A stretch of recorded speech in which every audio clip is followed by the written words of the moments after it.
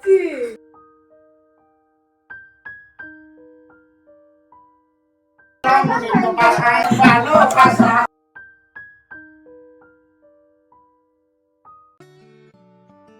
Good morning, সবাইকে জানাই আমার অনেক ভালোবাসা, সেই সঙ্গে বড়দের আমার প্রণাম। আশা করি তোমরা সবাই ভালো আছো আর যে যেখানে আছো ঈশ্বরের কৃপায় সুস্থ আছো। আজকে হলো 11 তারিখ, বৃহস্পতিবার। না রাত্রিবেলা নয়, এখন দিনের বেলায়। সকালবেলায় আজকে কেমন অন্ধকার অন্ধকার, মেঘলা মেঘলা করছে। সকালবেলায় ঘুম থেকে উঠে ঘরটার পরিষ্কার করছিলাম, তখন হঠাৎ করেই মনে হলো এই বাসনের স্ট্যান্ডটাকে না একদমই পরিষ্কার করা হচ্ছে না। আজকাল করতে করতে কাজটা ঝুলে আছে, তাই ভাবলাম আজ সকাল সকাল করেই ফেলি, সেই সাথে বাসনগুলোকেও একটু ঠিকঠাক করে রেখে দিই। যাই বলো, আমাদের মেয়েদের কাজের কোনো শেষ নেই। যদি কোনো মেয়ে চাকরিও করে, তাকে তো আবার ঘরে বাইরে দুদিকেই সামলাতে হয়। আর যারা হাউসওয়াইফ বাড়িতে থাকে, তাদেরও বাপু শান্তি নেই। কোথা থেকে কাজ যেন সেই উৎপন্ন হয়েই যায়। কাজ করেই যাও, কিছু না কিছু চোখের সামনে পড়েই যাবে তোমার। তো যাই হোক, সকাল সকাল শোয়ার ঘরটা তো ঝাড় দিয়ে ফেলেছি, রান্নাঘরটা ঝাড় দিয়ে গ্যাসের চারিপাশটাও একটু ভালো করে মুছে নিলাম। যদিও প্রত্যেক দিন রাতেই আমি গ্যাসটা মুছে রাখি, ওই আর কি একটু হাত বুলিয়ে নিই। এবার তাড়াতাড়ি করে ঘর দুটো মুছে স্নান করতে যাব। ছুটি বলল কারেন্টের গাড়ি গেছে, যদি আবার কারেন্ট চলে যায় তাহলে কালকের মতন না আবার ট্যাঙ্কির জলে স্নান করতে ভীষণ কষ্ট হবে। কারেন্টটা পালানোর ভয়ে ব্রাশ না করেই স্নান করে নিয়েছি, আর এখন ব্রাশটা করছি। কালকে আবার মাথাতে তেল লাগিয়েছিলাম জানো, তেলটা লাগানোর সঙ্গে সঙ্গে চুলগুলো কেমন জড়ো হয়ে গেল, মনে হলো তেলটা আমার মাথাতে দেওয়ার পর জমে গেছে।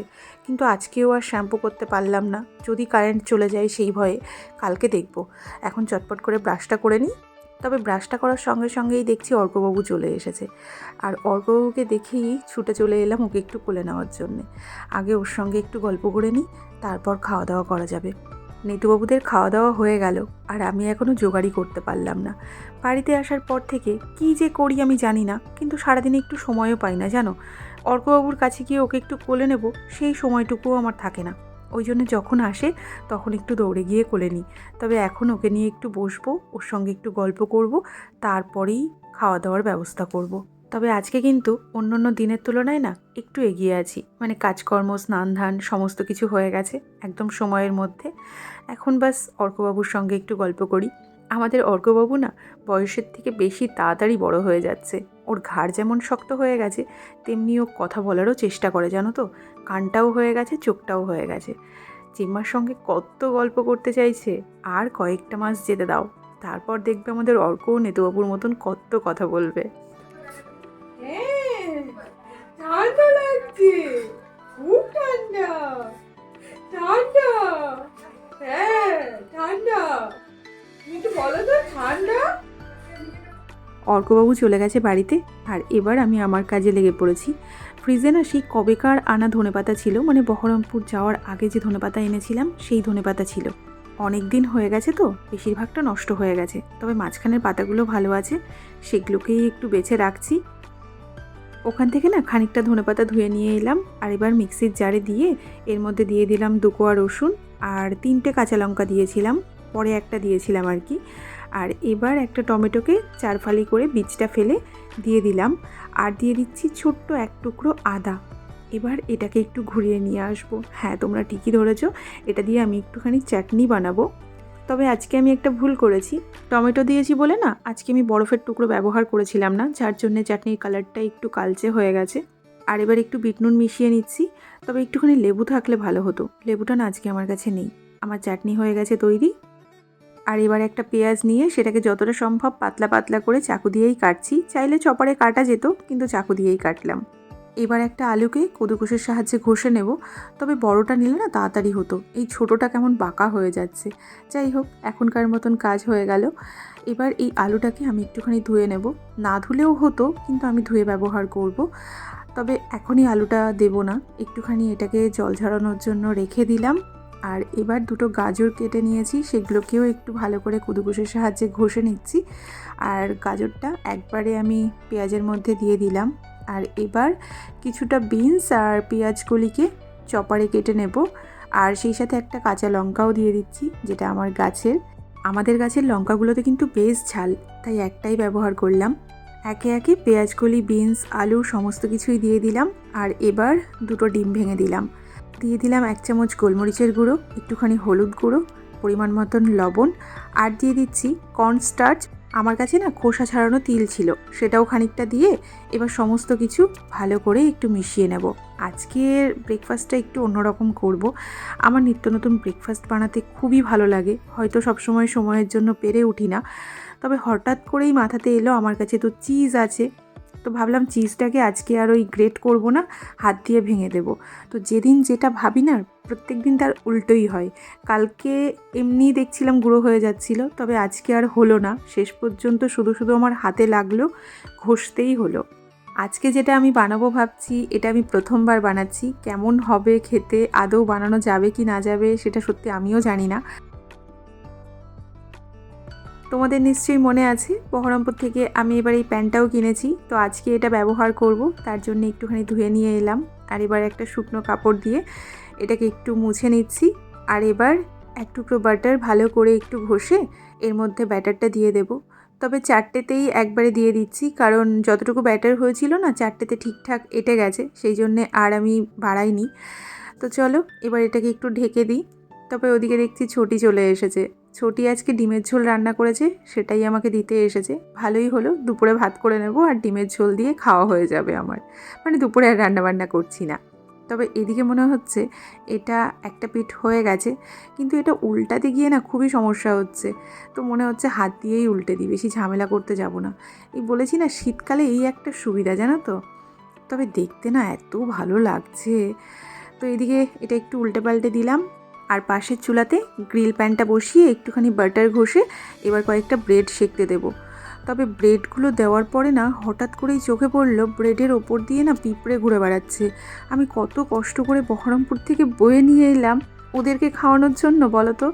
ব্রেডগুলোকে দেওয়ার পরে আবার বাইরে থেকে একটু ঝেড়ে নিয়ে এলাম, তবে এখনও দেখছি পিঁপড়েগুলো ওপরে উঠে আসছে, মানে ওই যে নিচে থেকে হিটটা পাচ্ছে আর উপর দিকে উঠছে। এখন কি আর করব বলো, বেছে বেছে যতটা পারি ফেলি। আর যদি পেটে 2-1টা চলে যায়, ছোটোবেলা থেকে শুনেছি পিঁপড়ে খেলে নাকি ভালো সাঁতার শেখা যায়। যদিও আমি সাঁতার কাটতে পারি, ছোটোবেলায় আমি সাঁতার শিখে গেছি। যাকে অনেক ঝেড়ে ঝুড়ে ব্রেডগুলোকে একটু সেঁকে নিলাম। আর এবার যে ধনেপাতার চাটনিটা বানিয়েছি সেটাকেই 1 চামচ করে দুটো ব্রেডে দিয়ে ভালো করে একটু লাগিয়ে নেব। যদিও চাটনিটা একটু কালচে হয়েছে, তবে টেস্টে কোনো হেরফের হবে না। এবার বাকি দুটো ব্রেডে একটু করে মেয়োনিজ দিয়ে মেয়োনিজটাও দুটো ব্রেডে ভালো করে একটু লাগিয়ে নেব। এদিকে যেগুলো ভাজতে বসিয়েছিলাম এগুলোও সুন্দর ভাজা হয়ে গেছে, আর এবার একটা করে ব্রেডের ওপরে দিয়ে দেব। আজকে না ভেবেছিলাম টমেটো সসটা ব্যবহার করব না, কিন্তু শেষে একটুখানি দিয়েই দিলাম, লোভ সামলাতে পারলাম না। ব্যাস, এটা পুরোপুরি রেডি হয়ে গেছে। এবার দুটোকে একটু প্লেটে তুলে নেব। সত্যি কথা বলতে আজকে যেহেতু এটা প্রথম বানিয়েছি, তাই ছোটিকে বললাম এসো আমার সঙ্গে বসে খাবে, আর একদম অনেস্টলি বলবে কেমন হয়েছে খেতে।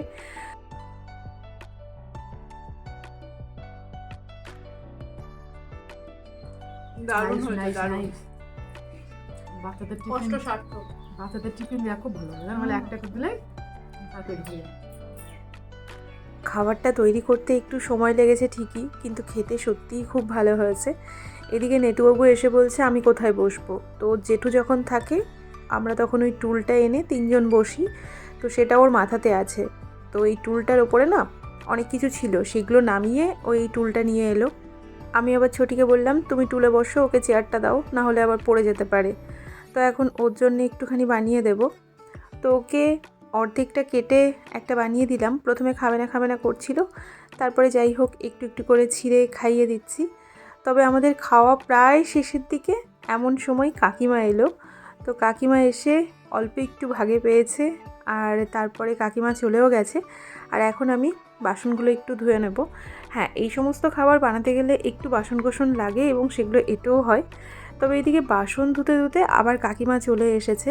আসলে পুচকুকে নাচাতে নাকি আজকে মাসিরা এসেছে, তো আনন্দ বাড়িতে নেই, তো আনন্দকে ফোন করার জন্যে ছোটির কাছে এসেছে। তো আমিও ভাবছি পরে এগুলো ধুয়ে নেব, মাজা হয়ে গেছে, আগে যাই কাকিমাদের বাড়ি থেকে একটু ঘুরে আসি। এই দেখো মাসিরা এসে বসে আছে, পুচকুর সবে স্নান করানো চলছে, অপর্ণা ওকে স্নান করিয়ে দিয়েছে, জামা কাপড় পরাচ্ছে। আর সেই সাথে মাসিরা এখন অপেক্ষা করছে কতক্ষণে আনন্দ আসবে। আনন্দ গেছে মাঠে, প্রত্যেকদিন ফোন নিয়ে যায়, আজকে আবার ফোনটাও নিয়ে যায়নি, ফোন করছে বাড়িতে বাজছে। তো যাই হোক, এখন অপু ডাকতে যাবে, সেই সাথে পাড়ার অনেক ঠাকুমা কাকিমা বোনরা এসে দাঁড়িয়ে আছে, আসলে পুচকুকে নাচাবে তো সবাই একটু দেখবে। এদিকে অপর্ণা পুচকুকে জামা কাপড় পরিয়ে দিয়েছে, সেই সাথে সুন্দর করে টিপ পরিয়ে দিয়েছে, আর তারপর আমার কোলে দিয়ে দিয়েছে। এখন দেখা যাক কতক্ষণে মাসিরা ওকে নাচায়। তবে আমাদের পুচকু কিন্তু ঘুমোয়নি, রোদ তো তাই চোখটা মেলতে পারছে না। এখন চারিপাশ থেকে বিভিন্ন জনা বিভিন্ন মন্তব্য করছে, চলো ওনাদের কথোপকথনগুলোই একটু শোনা যাক।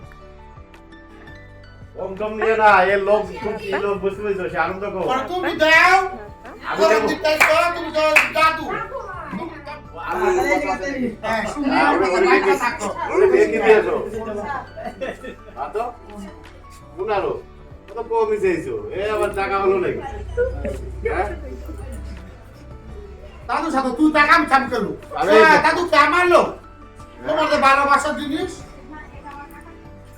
ওই যে দই পড়ে গেল, দই দই দই দই পড়ে গেল, দই পড়ে গেল, দই পড়ে গেল, দই পড়ে গেল গো।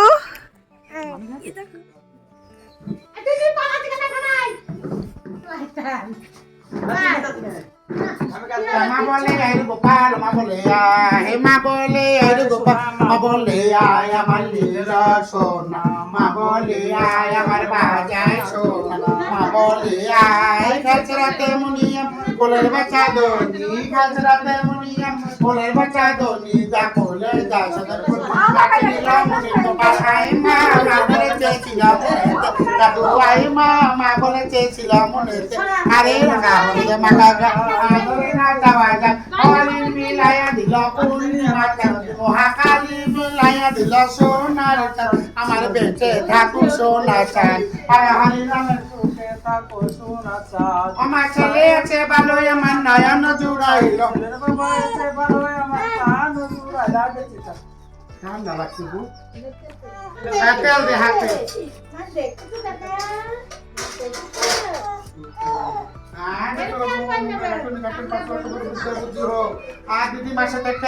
ঠাকুমার সাথে ধরা করু ভালো কাপড় দিবি ধর আমি নাচছি না শোন না এবার বন্ধ করা যখন আসবে তখন। বাবার বাড়ি কোথায় তোমার? এই গ্রামে। এই গ্রামে? হ্যাঁ, ওই পাড়াতে। হ্যাঁ,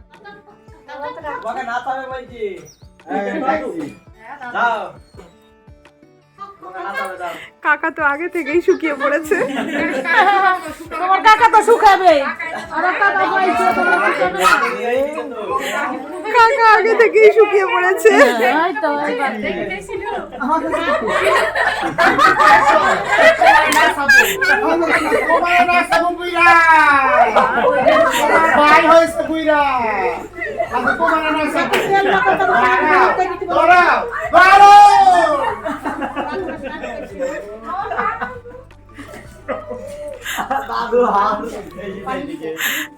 ঘুমাইছে নাকি?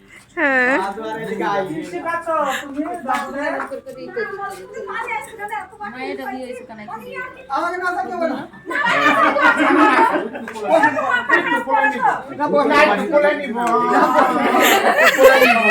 আমি তো কোলে নিব সোনা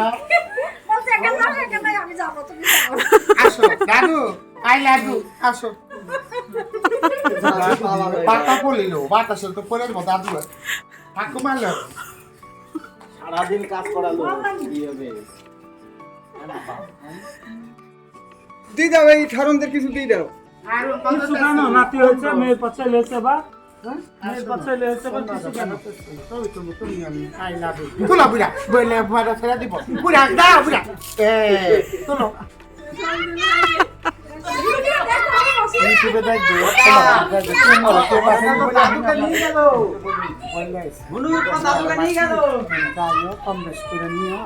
ভালোই তো বলি নেটে ছাড়বা এবার না ছেলে বলছে আমি বলছি তুললো না কখনো না না না করো না ছেলে হয়েছে শেষ বাজার আমার তুমি পাবা না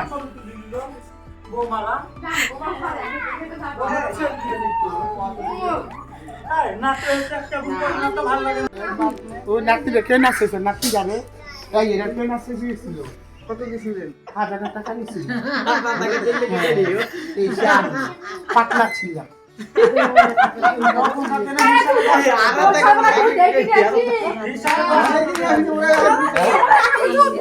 মাসিরা হয়েছে ও মাসি আসো আমাদের বাড়ি এই এখানে চলে দেখা ডাক দিল হ্যাঁ ও তো ওই যে এখানে দাঁড়াচ্ছিলেন দাদু পুরো দাঁড়াচ্ছিল মাসিরা জানে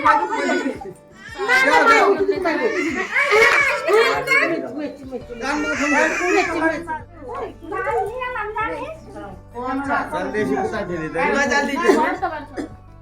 চাল দিছো কই? চাল তো সামনে দেখছেন কোন জায়গায়? চাল দেখো না ঘর শেষ সব। কথা কইয়া দাদু কয়দিন ঘুরাবা সত্যি করে বলো ওরে বউ বানাবা তোমার বুকে দাদুর রাখিবে মাথা জুড়াই দিবে মনের জ্বালা যাবো আজ তোমার জ্বালা জোড়া বই যাবো মাঠে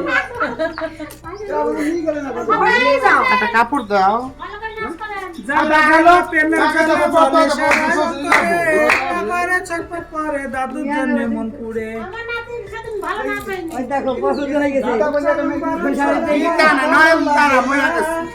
তো মরে গেছে বলতো আমি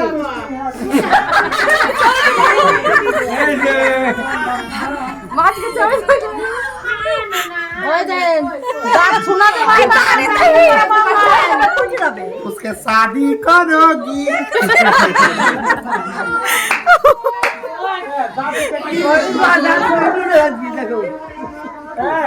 শালা হিজরি দাদুকে কি ইলিশ মাছ পাইছো খেয়ে নিবাসো আস্তে আস্তে আস্তে দাঁড়াও পুরো পুরো সময় তো করে বুঝি মন ভুল যায় সময় তো দুটি একটা নিয়েও এই দেখেন এই মেয়েটা আমার মার বয়স কথা শুনো কথা বলতো আমরা গরিব টাইপের মানুষ বুড়া কথা শুনো তোমার জমিন দেখে আসবো না ঘর দেখে আসবো না তোমার বাড়ি দেখে আসবো না দোতলা দেখে আসবো না পাঁচতলা দেখে আসবো না টাকা দেখে আসবো না ধন দেখে আসবো না কথা শুনো একটা বংশ হইব আমি আসবো একটা বংশ হসবে না আমি আসবো না আমার বাড়িতে কত সুন্দর পিডাবো শিলাবো কেউ তো কয়নাকে সাথে থাকবো কোনো বাচ্চা নাই তুমি যদি গাছতলা হবে গাছতলা কেন করবে তা তোমাকে পাও না তো কথা বুঝেছো তোমার কি আছে আপনাদের বুঝেন বিশাল বুদ্ধি এর আগে আমাদের ওই আমার নাম শাওলা ঘোষ বেতর মাইয়া আমি আজকে আসি নাই পসার বাড়িতে ভাড়া ছিলাম পসার বাড়িতে আমাদের এই সমস্ত লোক পাইবে না আপনার বিশাল মাথার বিশাল ব্রেন আছে উকিল পারে না উকিল পাইবে না আপনাদের উকিল পাইবে না আমাদের উকিল পাইবে না এই কারণ আছে আসছে ওর বাবা আনতে গেল যে ওর বাবাকে কারণ আছে এই আপনাদের দিকে আপনাদের গান গেছি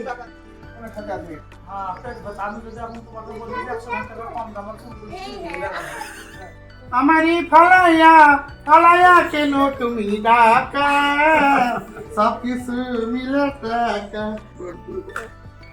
আমার হাতটা ভালো করে দেখেন আমি হাত ধরতে পারি না পারেন না আমি যে হাত ধরতাম তাহলে প্রথমে দৌড়বো আমি হাত দিতে বাক করতাম বাইকে এবং আমাকে সব কিছু আপনাদের এই হাসি খেতাম সারাদিন মানুষটা হাসা আচ্ছা বৌমা কি নিয়ে করে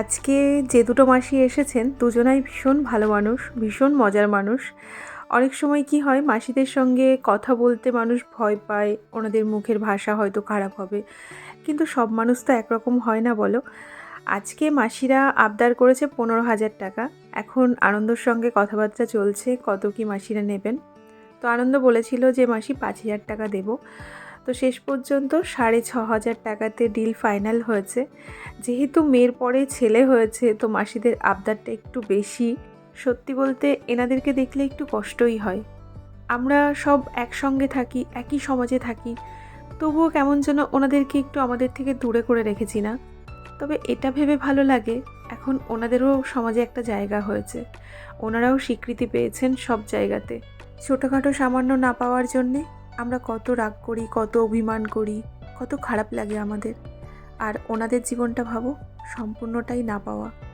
তবুও খারাপ লাগলেও কাউকে বলার নেই মাসি বলছিল সারাদিন সবাইকে হাসাই কিন্তু যখন রাত হয় তখন মনের মধ্যে একটা কষ্ট হয় কান্না পায় কথায় বলে না, বাইরে থেকে যে মানুষটা যত বেশি হাসে ভেতরে তার কষ্টটা ততই বেশি লুকিয়ে থাকে। তবে চলো এখন একটু মাসির নাচ দেখে নিই।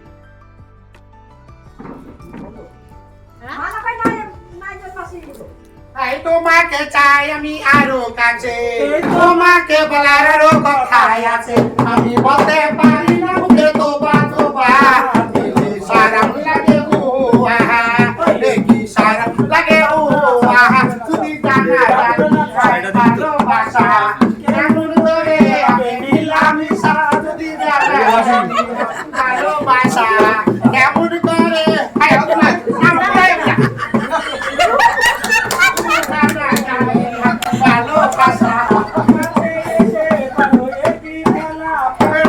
দিয়ে দাও, আমি মরে গেলাম শুধু তোমার জ্বালা, দিলে সরম লাগে আহা, দেখি সারাম লাগে ও আহা, তুমি দূরে গেলে আমার বাড়ে দাদুর কাছে বলি মনের জ্বালা, তুমি কাপড় কই এই যে কাপড় দিয়েছে অনেক। ভালো শাড়ি দিয়েছে। দেখেন খুলে তো কইবে ভালো কি শাড়ি দিবেন একদম আর ওই সব শাড়ি দিবেন। শাড়িটা বাইরে 300 টাকা দিয়ে দিচ্ছি মাকে। হ্যাঁ আরে ভালো শাড়ি দেখেন ভালো শাড়ি বলছি আপনাকে মিথ্যা বলছি না। এই শাড়ি তো শাড়ি করে দেন এইরকম শাড়ি দিবেন। এমন পাতলা মিনু শাড়ি এই তোরা চুপ থাকো আমার ছোট শাড়ি দিতে হয় না, এই শাড়ি আপনাকে দেব। কোন করতে বসে এই শাড়িতে পরে যান। হ্যাঁ পরে যান। বসলে এদিকে ঘুরতে আসলে দেখো আসবে, মাসি ভালো বসে। থেকে ও মাসি একটুখানি বসো, চা করি, চা খেয়ে যাও। খাবো না মা শাল করব তো খাবো মা এখন যে ভাত চলছে, ভাত ভাত অবশ্যই থাকবে মাসি, কে মরে কে বাঁচে একদম। না গো ব্যবহার ভালো এনাদের, খুব ভালো ব্যবহার, না ভীষণ ভালো। তাও তো কম গেলে বলি কাকাই তো বলছিল মাসে আশেপাশে আমাকে যদি নামতে হয় তুমি 10,000 টাকা দেবো। কি কাকা বলেছিল? এখন আর কাকা দিল না? না তখন নিজেও মুখে বলেছিল কাকিমা? ওই জন্য দেখো মাসে ও কাকিমা সাক্ষী রাখলো কিন্তু। আমরা জানি না এবার ছেলে যে কাকাই ডেকে নিয়েছি ঢুকে দিয়েছিল বলে গেল মাসি তুই তো ডেকে নিয়েছি ঢুকালে মাসি বললো এবার বাচ্চা ছিল জানিয়ে নিতে বলছে। চলো ভালো, চলো ভালোই ভালোই হয়ে গেল, তাই না? কি ভালোই ভালোই নাচানো হয়ে গেল, দাদুরও নাচানো হয়ে গেল। চলো এবার আমরা বাড়ি যাই আর এই ব্লগটা এখানেই শেষ করি। টাটা করে দাও।